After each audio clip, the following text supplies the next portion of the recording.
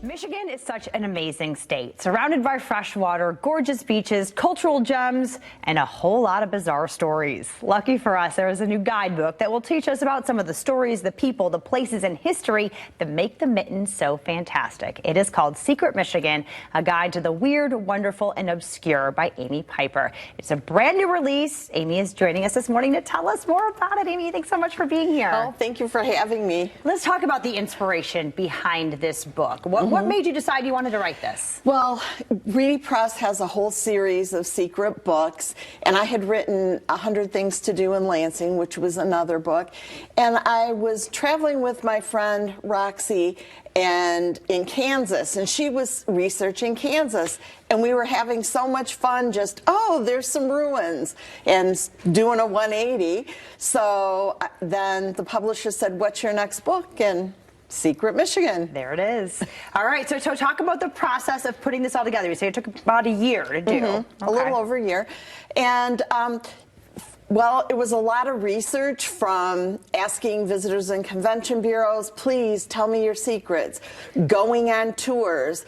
For example, I went to the Sleeping Bear Dunes, and I wanted to see where exactly are those Great Lakes piping plover that are so obscure. Yeah. And then after going to the places, actually writing it up, doing more research on the stories behind it. Okay. Give us one story that really sticks out in your mind, one or two that you really think are interesting. Well, I always use the example, and being in Grand Rapids, they all start with a question. Okay. So, who was a president that was also a king? And I've had one person in all of my discussion actually know that. And everyone knows probably that Gerald Ford was the only president from Michigan. Sure. And he was born Leslie King Jr. And so his parents divorced. His mother moved him to Grand Rapids. She married a man when he was 3 named Gerald Ford. And then after that, they started calling him Gerald Ford Jr., but he was never adopted.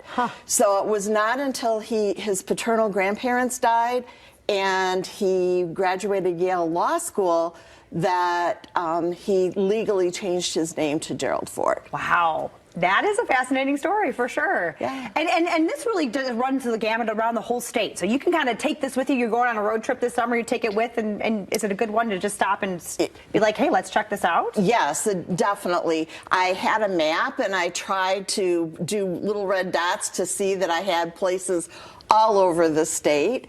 And then on my blog, I'm planning to put some itineraries so that if you're in Traverse City, you know to go to these places in that area, or in Indian River, these places. Okay, perfect. So you go up to the UP as well? Yes. Okay. The Keweenaw Peninsula area, the Wilderness State Park, or Porcupine Mountain Wilderness State Park. Okay. Wonderful. So do you have a new appreciation for the state? I mean, you've lived here all your life. What did writing this book do for you? I learned a lot. I couldn't believe that I didn't realize how many people that were very famous that I did not realize had a connection to Michigan.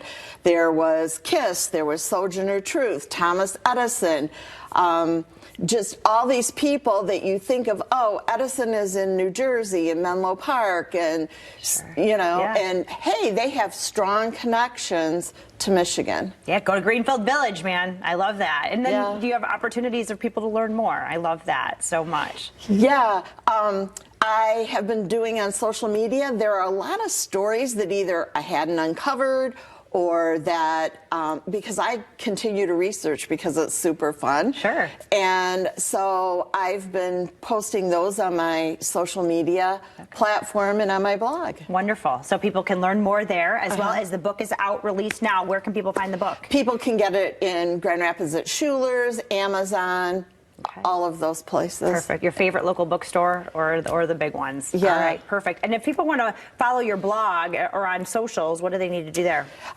If you go to followthepiper.com, all of my social media is listed there. There you go. Amy the Piper Travels. Okay, and Amy the Piper on X. There you go. Perfect. Followthepiper.com. You want to learn more. Thank you so much, Amy, for being here and thank for you. doing this. I love it.